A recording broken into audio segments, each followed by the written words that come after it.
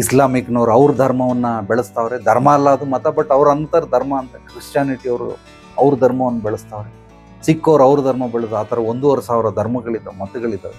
ಎಲ್ಲರೂ ಅವ್ರವ್ರ ಧಾರ್ಮಿಕವಾಗಿ ಮನುಷ್ಯನ ನನ್ನ ಮಗನೇ ಇದು ಹೆಂಗೆ ಅಂದರೆ, ಆ ಧಾರ್ಮಿಕ ಕತ್ತೆ ಮುಂದ್ಗಡೆ ಕುತ್ಕೊಂಡ್ಬಿಟ್ಟವನೇ, ಒಂದು ಕಡ್ಡಿ ಕಟ್ಬಿಟ್ಟವನು, ಕ್ಯಾರೆಟ್ ಹಾಕ್ಬಿಟ್ಟವನು. ಕತ್ತೆ ಇನ್ನೇನು ಸಿಕ್ತು ಪುಡ್ಗೋಸಿ ಸಿಕ್ತದೆ, ನಿನಗೆ ಏನು ಸಿಕ್ಕಲ್ಲ, ಹೋಗು. ಅದು ಕತ್ತೆಗೆ ಹೆಂಗೆ ಗೊತ್ತಾಗುತ್ತೆ? ಗೊತ್ತಾಗಲ್ಲ. ಸುಮ್ಮನೆ ಸಿಕ್ತು ಅಂತ ಅದು ಹೋಗ್ತಾನೆ ಇರ್ತದೆ. ಹಂಗೆ ನೀವು ಧರ್ಮ ಹಿಡ್ಕೊಂಡು ಹೋಗ್ತೀರಾ, ಏನು ಸಿಗಲ್ಲ ಮಣ್ಣು. ಸೋಷಿಯಲ್ ಮೀಡಿಯಾ ಹಿಂದೆ ಹೋಗ್ತೀರಾ, ಏನು ಸಿಗಲ್ಲ ಮಣ್ಣು.